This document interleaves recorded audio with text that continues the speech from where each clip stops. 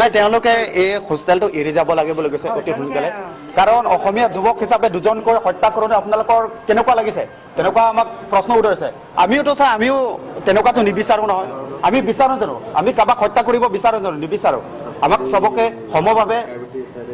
পাৰ হৈ যোৱাটোহে লাগে আমিওতো বহুত বেয়া লাগিছে আমাৰ মনতো বহুত বেয়া লাগিছে আৰু আজি অনুষ্ঠিত হোৱাটো কাৰ্বি সাহিত্য সভা নগাঁও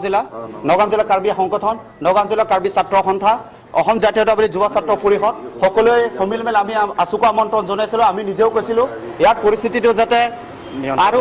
নিয়ন্ত্ৰণত থাকক ইয়াতকৈ যদি পৰিস্থিতিটো আৰু উদ্ভৱ নহয় বেছিকৈ উদ্ভৱ নহয় তাৰ কাৰণে আমি তেখেতসকলক আমন্ত্ৰণ জনাইছিলোঁ কিন্তু আছো হয়তো কিবা এটা কামত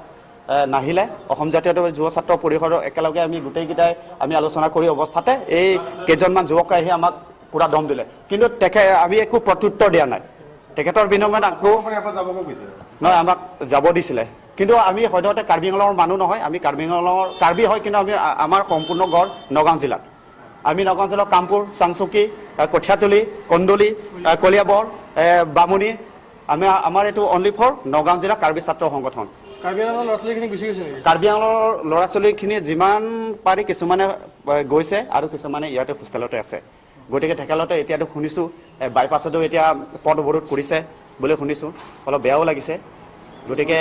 আমাক নিৰাপত্তা প্ৰয়োজন অসম চৰকাৰক মই অনুৰোধ জনাইছোঁ প্ৰশাসন ডাঙৰীয়াকৈ আমাক অনুৰোধ জনাইছোঁ আমাক নিৰাপত্তাটো লাগে কাৰণ যোৱাকালি আমি বহুত দুখ প্ৰকাশ কৰিছোঁ যাতে তেনেকুৱা ধৰণৰ দুষ্কাৰ্য আৰু কোনোদিনে ঘূৰি নাহক তাকে আমি অনুৰোধ জনাইছোঁ আৰু আমি দোষীক শাস্তি প্ৰদান কৰিবই লাগিব আৰু অসম চৰকাৰে এনেকুৱা তীব্ৰ গতিত